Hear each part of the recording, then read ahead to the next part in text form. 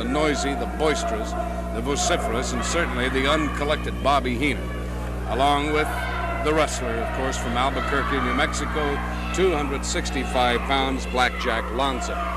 And his opponent is from St. Louis. You see him over on the right now. He weighs in tonight at 238 pounds, Bob Brown. Bob Brown. As a matter of fact, I introduced you first. Congratulations. Congratulations. Well, not to change the subject, Chuck, but I noticed that sitting in the audience now is the new Miss Wrestling World. And she is a very pretty girl, and she's sitting with her, I think it's the agent from California who is trying to sign her to a movie contract. Could very well be. And she is just a good-looking girl.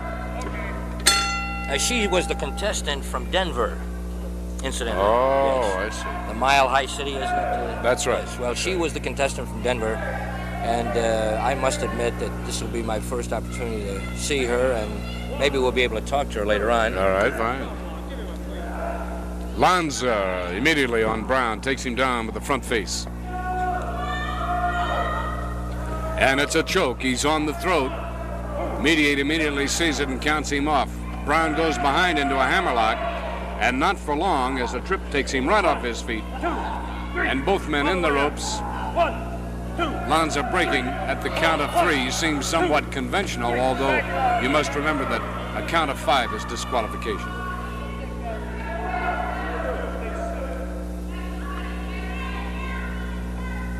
Brown dwarfed by the gigantic frame and torso of Lanza, 265 pounds. He gives away not only height but weight. As Brown weighs, he says I said 237, 227. That's more like it, 227.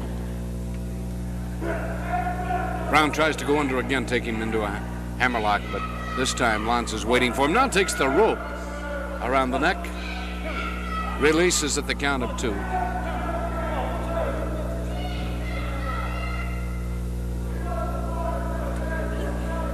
A side headlock. Lanza now takes the rope. Across the eyes, Brown now dragged to center ring. It's a pleasure for me to see him working this man over like that. I've never been so... Oh, this is wonderful. Oh. There's a short chop to the side of the head. You heard Heenan's comments a moment ago. Now he's calling for more, and his animal response. Seen a more perfect piece of wrestling machinery. Every muscle is well oiled. The man is like a fantastic. Of course, he gives you no opportunity to answer his directives or his questions. 1, 2, 1. Take it out. 1. Brown, under the ropes, does gain his footing once again, but immediately has to go to that top rope after a short right.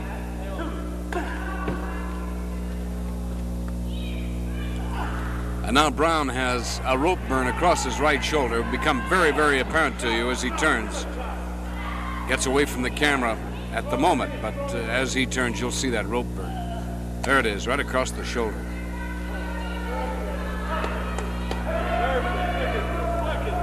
Chin lock now by Lanza. Yeah, could be a nice one.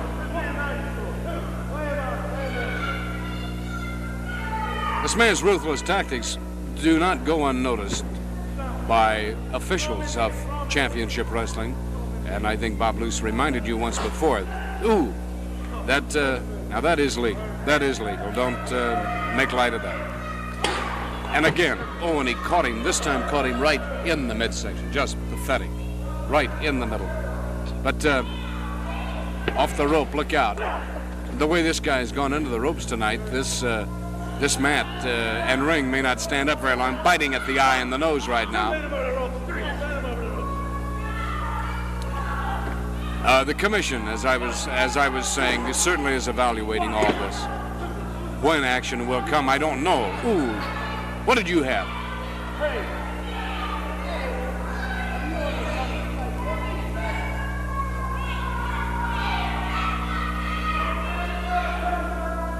Ed Heenan, I don't know. I just don't know. Chuck, I think that I noticed Lee Marvin go over and sit down with Miss Wrestling World over there, and I heard that he was in town, and of course this will certainly have the Hollywood columns really burning up the teletypes tonight. Ooh. Because Lee Marvin and Miss Wrestling World. Now, how about that? And so we're going to try to get over there later in the show, so stand by, fans. Here's that new finish, that new winning move of Lanza's. And it seems to have done the job. 4:33. 4 minutes, 33 seconds. Lanza with Heenan, 4.5 minutes. You know, I'd like you to tell people we spent some time developing this. Well, no other wrestler uses it. No one is capable of being strong enough to lift the man. Another winning victory.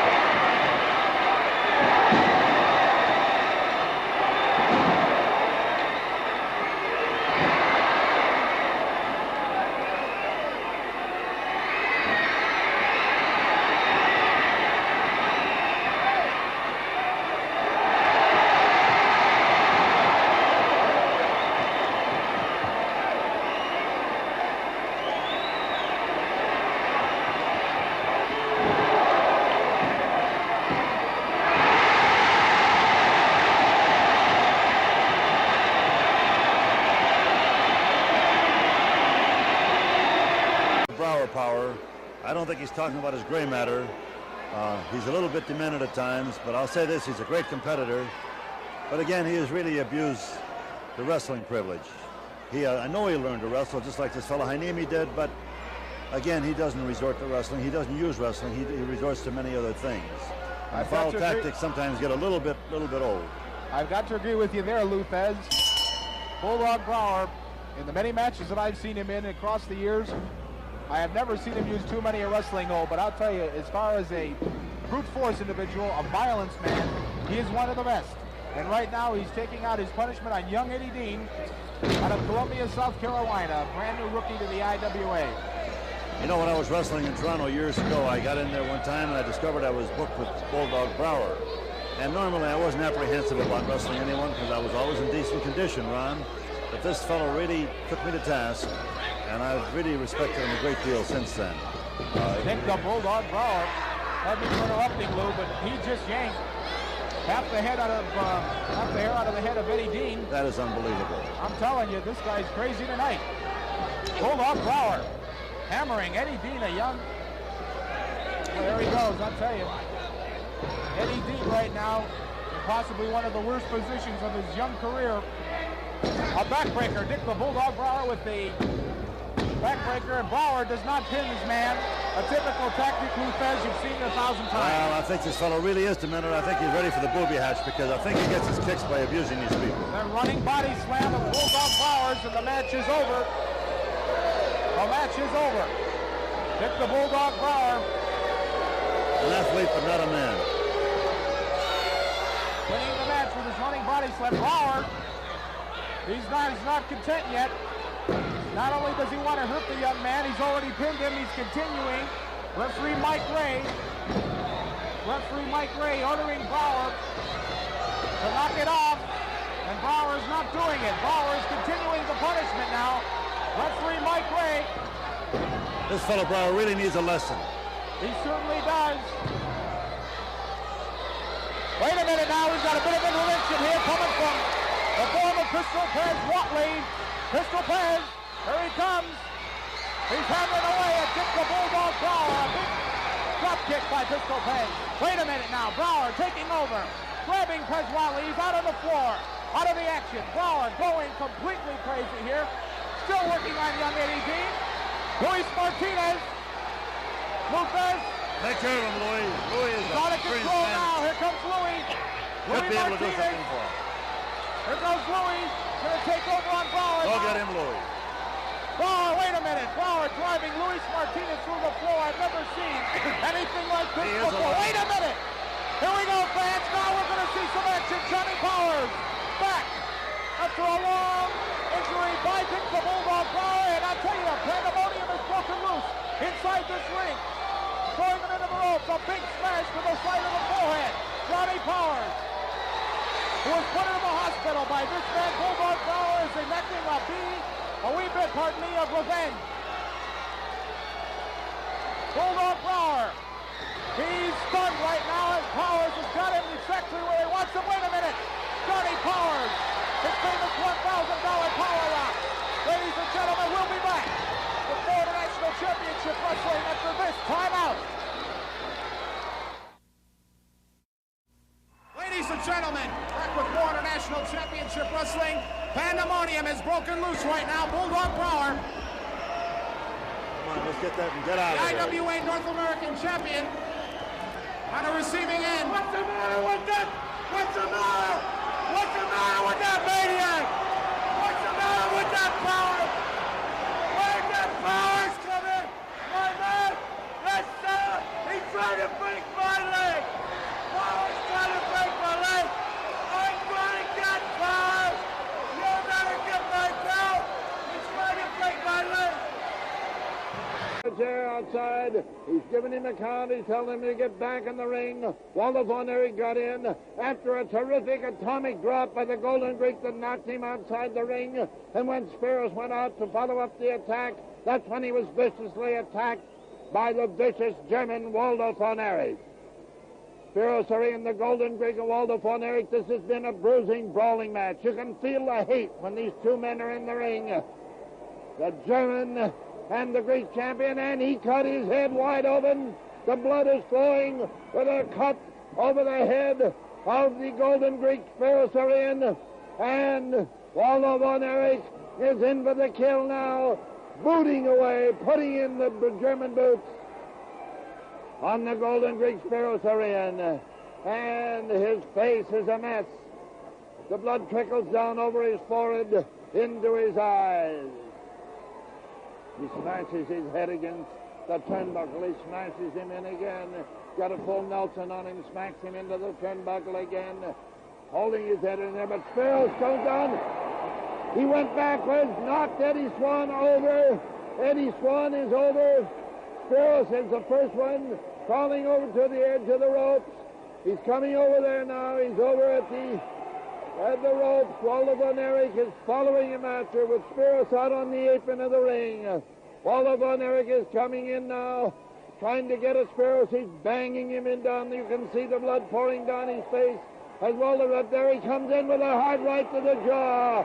And Waldo Von Erich got his leg caught in the ropes. Spiros Arian is putting the boots in.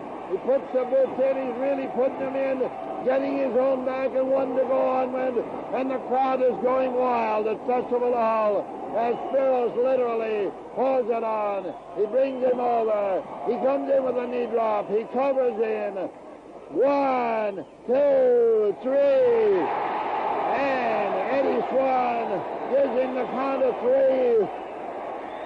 He didn't see that leg caught in the ropes, but the count of 3